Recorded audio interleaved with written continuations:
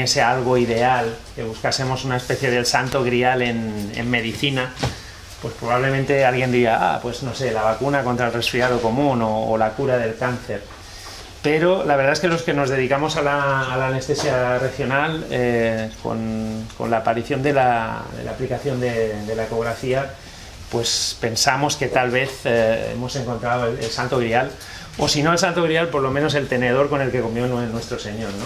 Porque realmente una de las cosas que se achaca a la ecografía es que aumenta la precisión, aumenta la eficacia, aumenta la seguridad, que es de lo que vamos a hablar, disminuye el tiempo de latencia y sobre todo en niños, muy importante, disminuimos la cantidad de anestésico local que utilizamos, ¿no? Que cuando hacíamos las técnicas clásicas pues siempre era un problema el volumen a inyectar.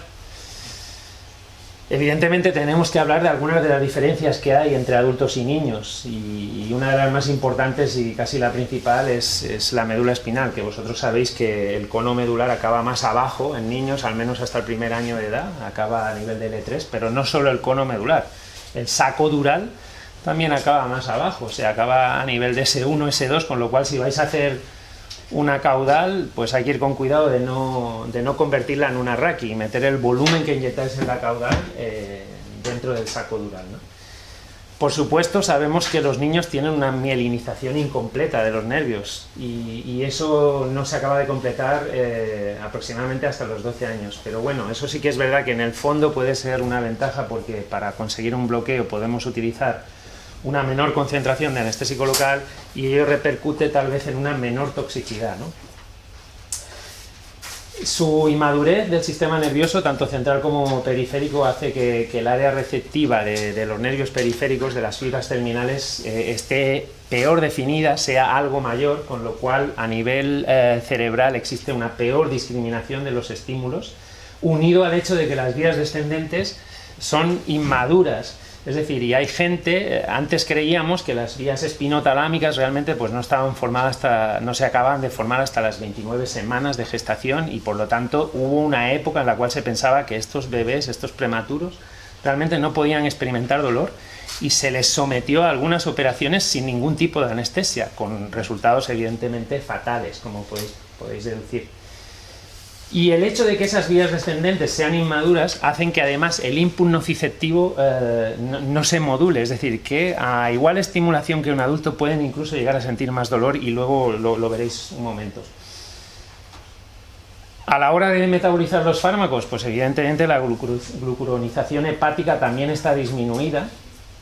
El volumen de distribución es comparativamente mayor en niños que en adultos, porque evidentemente la composición del agua corporal es distinta, es 80% del volumen corporal es agua en un prematuro, 75% en un recién nacido a término, 65% en un lactante, y ya en los adultos pues 60%, ¿no?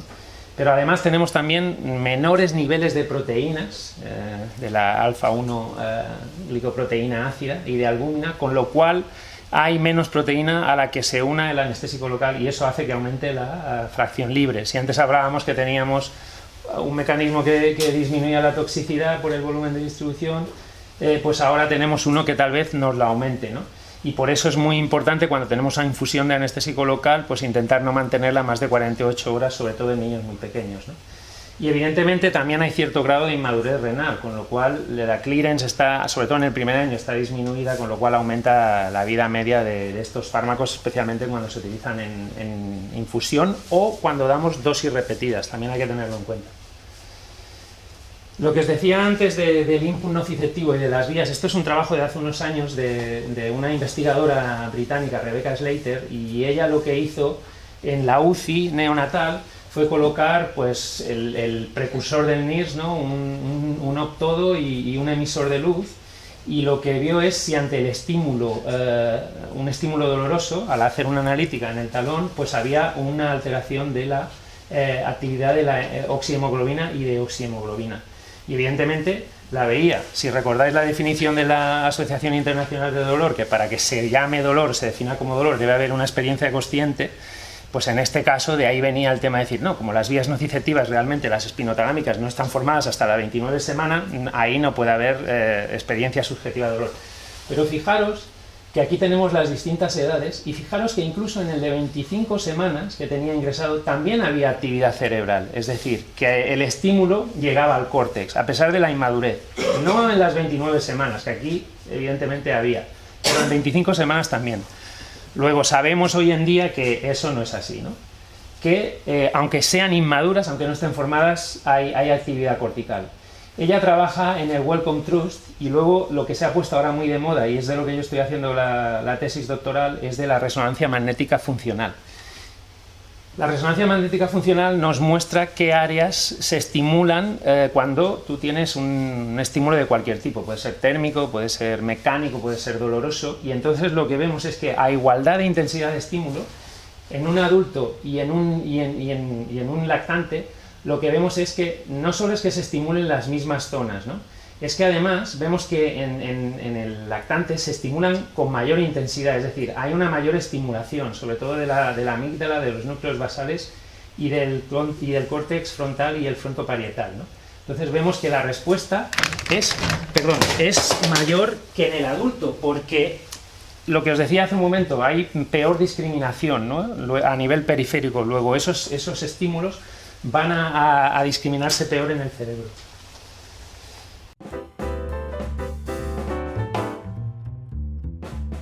Si no quieres perderte los vídeos que subimos, suscríbete al canal. Y recuerda, para estar al tanto de los cursos de Ultradissection, consulta la programación en www.ultradissection.com. No te los pierdas.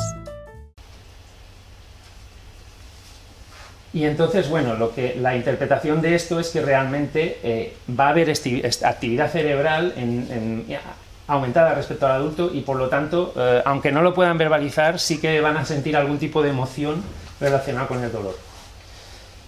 Las dosis de anestésicos locales. Nosotros no solemos utilizar los ésteres, pero sí solemos utilizar las amidas, ¿no? Y bueno, las dosis aquí evidentemente son dosis estándar. Esta es la dosis que nosotros utilizamos de levobupivacaína, 2,5 miligramos por kilo, pero evidentemente hay que tener en cuenta dónde la estás inyectando. Es decir, no es lo mismo inyectarla en el espacio intercostal que ponerla en el espacio caudal, es decir.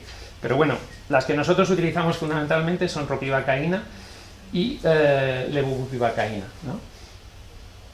Porque tienen además una duración más larga. Ayer tuvimos una charla muy interesante sobre si mezclábamos o no mezclábamos anestésicos locales. La verdad es que nosotros, desde que hemos empezado a utilizar estos dos, pues no solemos mezclar. Desde que utilizamos ropivacaína y levobupivacaína ya no mezclamos, ¿no? Muy importante, la toxicidad que pueden dar estos anestésicos locales, pues evidentemente a nivel del sistema nervioso central puede haber mareo, alteraciones visuales y auditivas, fasciculaciones, temblores, convulsiones, etc. Y a nivel cardiovascular, pues trastornos de repolarización y de la conducción, efecto inotrópico negativo, puede afectar al tono vascular, pero en niños, evidentemente, tenemos al niño dormido, con lo cual muchas de estas cosas tenemos que estar extra vigilantes para detectar si hay algún cambio en el BIS, o en el monitor, ¿no?, cardiovascular, porque evidentemente lo tenemos bajo anestesia general. ¿Hay alguien aquí que haga los bloqueos en niños despiertos? ¿Niños pequeños? No, ¿verdad? Todos estáis felices de hacerlo. Espinal sí, espinal sí. Bueno, y luego además decir, bueno, ¿es seguro hacerlo? No, pues sí, aquí hay dos estudios, uno el del PRAN, con más de 100.000 niños, y luego este que también es del PRAN, y hay otro parecido de la Asociación de Anestesistas de Habla Francesa, en el cual no aumenta las complicaciones aunque esté el niño dormido, y ahora lo vamos a ver. Realmente, es decir, en el estudio del PRAN, pues se miraban las complicaciones, y en más de 100.000 pacientes no hubo ningún déficit neurológico permanente. Y el riesgo de déficit transitorio, que eso sí los hubo, se estimaba en 2,4 por 10.000. Lo que sí había más era un fallo de catéter, ¿no? Y el fallo de catéter se referían a que muchas veces el catéter pues se perdía, se desalojaba, con lo cual no era efectivo. Pero luego eso, si queréis, en las estaciones también podemos hablar de cómo pondremos el catéter, porque probablemente si estamos poniéndolo en miembro inferior o en miembro superior lo ponemos de forma distinta, ¿no? Bueno, hay algunos datos curiosos en este estudio, porque lo que vemos es la moda que seguimos habitualmente, es decir, si nosotros vamos comparando año a año, pues vemos que realmente los bloqueos periféricos han ido aumentando, y la utilización de bloqueos neuroaxiales ha ido disminuyendo, prácticamente hasta el 2012, y luego empezó a disminuir un poquillo hasta el 2015, ¿no? Pero bueno, se mantiene la tendencia a disminución de bloqueos centrales y a utilización de bloqueos periféricos. ¿Por qué? Porque evidentemente si tú tienes una complicación con un bloqueo neuroaxial, pues en teoría va a ser más seria que si tienes una complicación, como hemos visto, con bloqueos periféricos, ¿no? Pero en cualquier caso la incidencia en pediatría es muy baja. Y luego, bueno, la mayoría de niños que ellos tienen en este estudio son niños que son ASA 1 y ASA 2, hay un porcentaje también importante de ASA 3 y luego, bueno, pues ya ASA 4 y ASA 5 dentro de esos 100.000 niños. Y luego lo que vemos aquí es cómo la tecnología también ha ido cambiando, es decir, desde el 2007 hasta el 2015, fijaros la utilización del ultrasonido, cómo ha aumentado prácticamente hasta alcanzar el 100%, muy cerca del 100%, ¿no? En cambio, la utilización de ultrasonidos y estimulación, pues ha ido bajando, ¿no? Ha ido bajando bastante, vamos, casi a un 5%, incluso menos, ¿no? Bueno, es normal, ¿no? Porque cada vez hay más cursos como este y cada vez la gente sabe más y cada vez obtiene mejores resultados. Y luego, por ejemplo, llama la atención algunas cosas, ¿no? Por ejemplo, cuando hablamos de bloqueos neuroaxiales en este estudio, pues evidentemente en los neonatos y en los lactantes, pues se hacen muchas caudales, ¿no? Y también en niños en edad preescolar, ¿no? Fijaros, 12.000, casi 13.000. Pero luego a medida que va aumentando la edad, pues ya la gente se anima a ir un poquito más arriba, ¿no? Ya hacen más lumbares epidurales a medida que los niños van creciendo. Bueno, en fin, y van haciendo incluso epidurales torácicas, ¿no? En el miembro superior, pues lo que hacen más que nada es axilar. En neonatos y en niños pequeños hacen menos, pero luego a medida que van creciendo hacen más, y seguido del supraclavicular, ¿no? Que también se hacen pues 2.860 en total, ¿no? Fijaros que son los grupos más. Nosotros también en pediatría hacemos infraclaviculares y últimamente lo que hacemos mucho son costoclaviculares, porque es que en pediatría, aunque en la literatura no está descrito, pero es que se ve muy bien y luego lo vamos a ver en la mesa práctica, ¿no?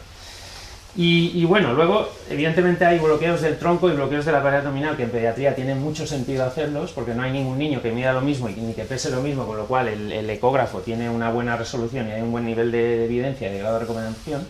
Pero luego fijaros que llama la atención en este estudio que a la hora de poner catéteres de bloqueo nervioso periférico, catéteres epidurales, hay un número bastante importante y a mí me sorprende, porque tal vez esa es la práctica habitual en Norteamérica, de catéteres epidurales aún introducidos por vía caudal. Incluso fijaros, cuando ponen catéteres epidurales torácicos, lo meten por vía caudal también, y bueno, un número bastante importante, fijaros, o sea, cientos y llegan al millar, ¿no? En fin, eso me llama la atención, porque nosotros la verdad es que últimamente eso no lo solemos hacer. Ya no solemos poner catéteres por vía caudal, sino que solemos ir más arriba, porque además hemos visto que es seguro, que no tenemos problema con eso, ¿no? Bueno, evidentemente el niño va a estar dormido y parte de poner el catéter por vía caudal era por eso, porque había el temor de que el niño estaba dormido, no íbamos a poder monitorizar si había alguna lesión neurológica y se pensaba que poniéndolo por vía caudal el catéter o haciendo el bloqueo por vía caudal y poniendo un volumen, pues íbamos a conseguir un bloqueo más alto.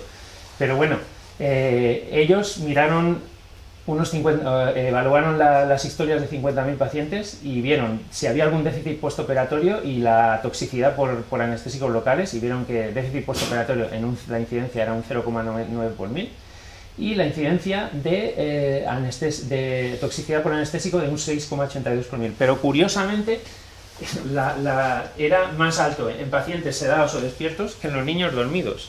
No sé si era porque se movían o porque el anestesiólogo estaba nervioso, lo que fuese. Y en total, en esos 50.000 pacientes hubo 5 casos de toxicidad por anestésico local, o sea, con una incidencia del 0,09 por mil. Luego, haciéndolo dormidos es un procedimiento seguro, no hay ningún problema.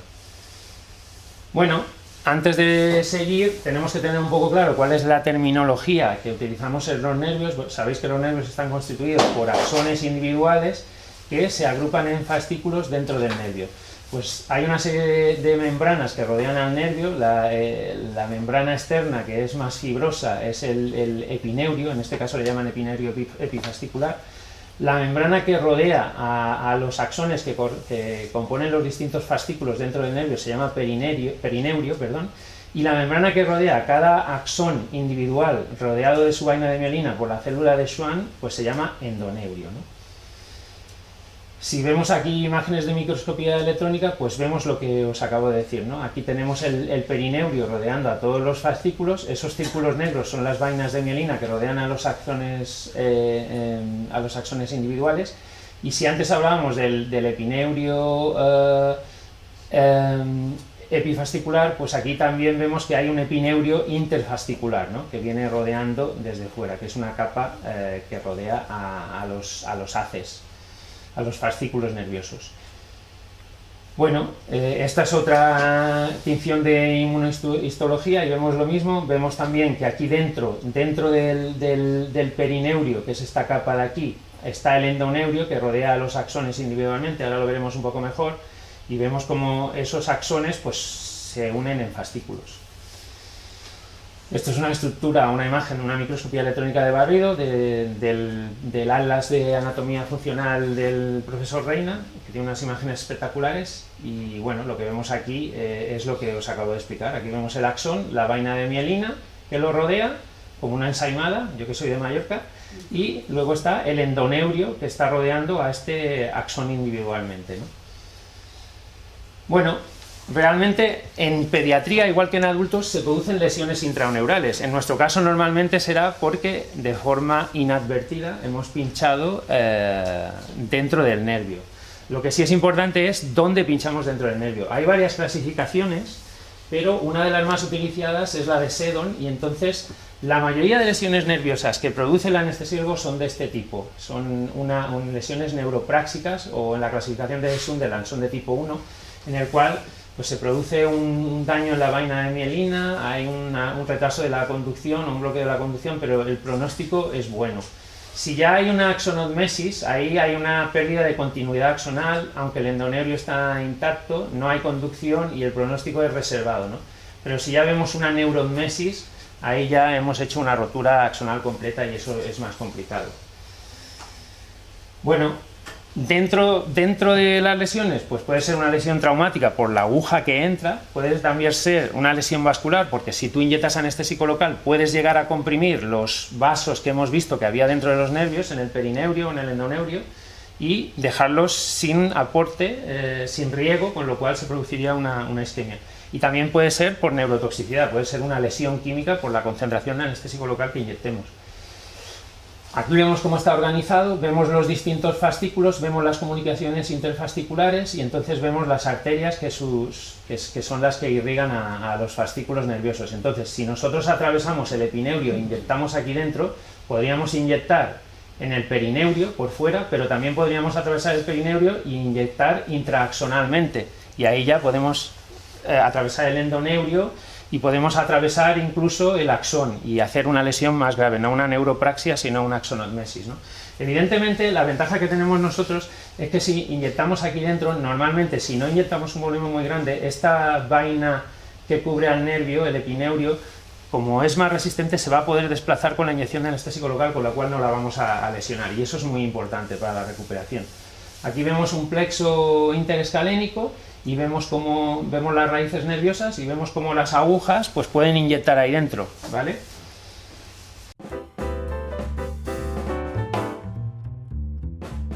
Si no quieres perderte los vídeos que subimos, suscríbete al canal. Y recuerda, para estar al tanto de los cursos de Ultra Dissection, consulta la programación en www.ultradissection.com. No te los pierdas. Y luego aquí vemos el tamaño de la aguja con respecto a los fascículos nerviosos y cómo pueden lesionar tanto el fascículo como los vasos. Bueno, evidentemente no toda inyección intraneural equivale a una lesión. Debemos monitorizar la presión de inyección, pero por favor que alguien me diga cuál es la presión que hay que inyectar en niños, porque hay estudios en animales y en adultos, se habla de 15 PSI, 15 pulgadas por 15 libras por pulgada cuadrada, 7, 12, no lo sabemos. En niños desde luego no se sabe. La eco detecta la inyección intraneural, pero nosotros podemos ver el efecto halo en el nervio, como veremos ahora, pero realmente no sabemos dónde estamos, es decir, si estamos por fuera del perineurio, si estamos en el endoneurio, y evidentemente tampoco vamos a tener parestesias ni dolor porque el niño lo tenemos dormido. Bueno, si volvemos al Santo Grial, pues lo que diría es que la comparación realmente, si lo comparamos con la técnica antigua o con la neuroestimulación, pues es un poco una comparación que no es igualitaria, porque realmente ni va a haber, con la técnica antigua de parestesias, pues había una punción única y se inyectaba ahí el volumen, nosotros vamos a redireccionar y vamos a dar múltiples inyecciones, ¿no?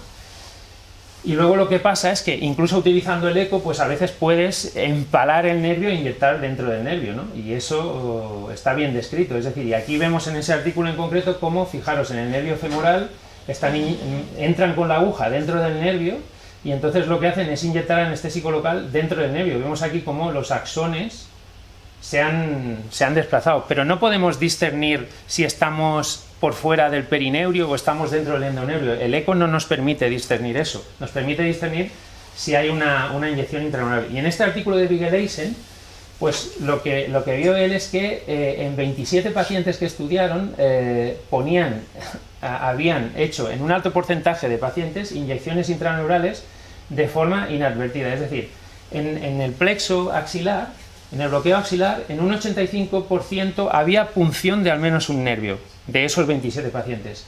Y en el 81% de esos 27 pacientes había al menos un nervio donde se inyectaba intraneuralmente. Pero a los 6 meses, cuando revisaron a estos pacientes, no había ninguno que tuviese lesión, déficit neurológico permanente ni transitorio. Bueno, es interesante, porque lo otro que a veces me preguntan en los cursos es decir, bueno, pero eso a lo mejor lo podrías diferenciar con la neuroestimulación. No, el neuroestimulador no va a ser el caballo de Troya que venga a destruir de nuevo el eco, porque, sorpresa, sorpresa, con el neuroestimulador tampoco puedes discernir si estás intraneural o no. Hay artículos escritos en la literatura en adultos en el cual tú realmente estás dentro del nervio, estás estimulando y no hay ninguna respuesta. Es decir, eso que se dice que si estás con menos de 0,5 es que estás muy próximo al nervio y deberías apartarte y tal y cual, sí y no. A veces es así y a veces no es así. De hecho, Vigeleisen decía que la única manera de que el bloqueo ciático funcione es si realmente inyectas dentro del nervio. Que conste que yo no recomiendo inyectar nunca dentro de ningún nervio, ¿vale? Bueno, ¿y qué pasa? Que si nosotros vamos a ver los resultados, pues evidentemente va a depender primero de la formación del anestesiólogo, y para eso estamos aquí, para aprender, para mejorar nuestra técnica y que con esa mejora de la técnica obtengamos mejores resultados, evidentemente. Y ya para acabar, como conclusiones, pues evidentemente en niños, sobre todo cuanto más pequeños sean, debemos utilizar los fármacos que tengan menos toxicidad, la ropivacaína, la levupivacaína. Es probablemente una buena idea calcular la dosis y utilizar la dosis a mitad de dosis en neonatos. Si vamos a utilizar una infusión, pues por favor, que no dure más de 48 horas, porque a las 48 horas ya suele haber anestésico local libre en sangre. Evidentemente, por lo que hemos visto de la estructura del nervio, hay que inyectar volúmenes pequeños y aspirar continuamente. Si vamos a poner un catéter periférico y estamos preocupados por el tema de las 48 horas o que puede haber un problema, tenemos que monitorizar a ese paciente, hay que seguirlo en planta, no olvidarnos de él. Evidentemente, si va a haber mucha fisioterapia y va a ser una recuperación prolongada, pues no hagamos un bloqueo único, consideremos dejar un catéter, ¿vale? Y luego ajustemos el bloqueo, es decir, muchas de las cosas que le molestan a los niños son las parestesias y la parálisis, es decir, a veces no hace falta hacer un bloqueo en función de la cirugía. Si van a hacer una cirugía a la mano, no hace falta bloquear todo el plexo braquial. Podemos ir bloquear más abajo los nervios individualmente, con lo cual ajustamos nuestra técnica a lo que requiere ese niño y encima le causamos menos preocupación, menos disconfort al niño, menos preocupación a los padres. Pues muchas gracias. Esto es todo.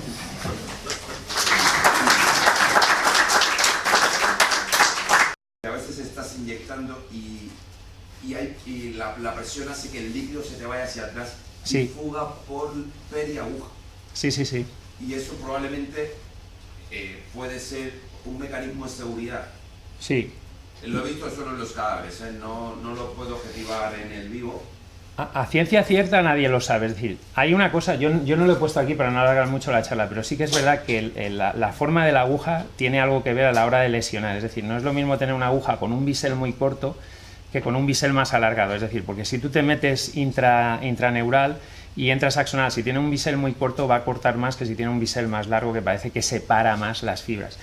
Lo otro es, eso que dices tú es verdad, porque a veces, claro, estamos hablando de nervios muy pequeños, a veces de menos de 1 milímetro, la aguja es grande, el agujero que hace es grande y por ahí puede fugar. Eso se ha visto en cadáveres y se ha visto en algunos estudios experimentales en animales. Pero lo otro es, depende de dónde tú estés bloqueando, es decir, en niños hay una ventaja que es que los tejidos tienen más agua, por lo tanto todo es más laxo, incluso las fascias, pero sí que es verdad que si tú vas de proximal a distal, cuanto más proximal estés a la hora de realizar un bloqueo, más compactas van a estar las fibras. Luego ahí es más fácil que tu aguja acabe entrando. Y normalmente es muy difícil que le des, porque como el epineurio es una vaina que tiene cierta resistencia comparada con la grasa que hay dentro que rodea los nervios, es decir, es fácil que se desplace, pero si metes un volumen muy grande lo que vas a causar es una disrupción. Es decir, si metes un volumen muy grande puedes hacer que estalle los fascículos y luego puedes comprometer la vascularización también, con lo cual causas una isquemia, es decir, que podrías tener un triple mecanismo. Pero en niños es raro, es decir, la incidencia nadie la sabe a ciencia cierta, pero hacemos muchos bloqueos con ecografía y normalmente no solemos ver, y como ya lo hemos visto en más de 100.000 pacientes, la incidencia es realmente muy baja, pero la posibilidad existe, es decir, siempre precaución, evidentemente. No hay un estudio electrofisiológico en niños, porque en adultos ves que el nódulo de Ranvier a más de 50 milímetros de mercurio baja, sí, y detiene la conducción. Muchas veces tienes ese bloqueo que se te prolonga porque te han metido intraneural y hay un problema isquémico porque el sistema venular está alterado por la presión y la presión hace que la actividad de los nódulos de Ranvier tarde en recuperarse. Que recuperan el potencial. Sí. Correcto. Bueno, y aparte hay otra cosa, es decir, en niños hay algunos estudios en animales, en cachorros, por decirlo, pero en niños no hay estudios electrofisiológicos. Pero sí que es verdad que probablemente en niños, lo que hablábamos las particularidades del niño, ¿no? que tienen un volumen de distribución mayor y que por eso la concentración de anestésico se puede utilizar una concentración menor, etcétera, etcétera. Pero también es verdad que aunque la mielinización sea incompleta, probablemente la concentración que llega al axón, a la fibra nerviosa, es mucho menor de la que inyectamos, porque si realmente llegase tal como la inyectamos, en muchos casos puede ser que viésemos neurotoxicidad directa por el anestésico local. Lo que pasa es que una vez que ha atravesado todas esas membranas, que ha atravesado el epineurio, ha atravesado el perineurio, ha atravesado el endoneurio, lo que llega al axón y por lo tanto al nódulo de Ranvier para interrumpir la comunicación, es probablemente una concentración menor que la que inyectamos nosotros. Pero claro, si la inyectas intraneural, eso ya es otra cosa. Pero es raro, en niños es muy raro. Es decir, lo que yo quiero transmitir aquí es que no debemos ser poco seguros, no hay que pinchar el nervio evidentemente, pero las complicaciones son muy bajas en pediatría. Dígame. ¿Es recomendable agregar epinefrina para mejorar el perfil de sangre? Yo creo, es decir, nosotros en pediatría no somos muy amigos de utilizar la epinefrina, sobre todo por cuando hacíamos bloqueos caudales o epidurales y tal, pero se ha visto también que se puede utilizar sin ningún problema. El problema es que tienes ahí vasos también, ¿no? Depende de qué bloqueo estés haciendo. Si es un bloqueo muy periférico, recuerda que si la epinefrina difunde y bloquea la arteriola o la arteria, puedes tener algún problema de tipo isquémico, pero con la ropivacaína y la levobupivacaína, quiero decir, el bloqueo te va a durar bastantes horas, con lo cual realmente no sé hasta qué punto te ofrece cierta ventaja la epinefrina. Y luego lo que hablaban, esto tampoco lo dije, lo de las dosis tests con epinefrina, es decir, en niños ya están bastante taquicárdicos. Luego la respuesta hemodinámica a una dosis test va a ser como mínimo confusa, por decirlo de alguna manera. Nosotros no solemos utilizar epinefrina, salvo en niños más grandes, evidentemente, y tenemos bloqueos que nos duran muchas horas, o sea, no la echamos en falta. ¿Una pregunta más? ¿No? Muchas gracias.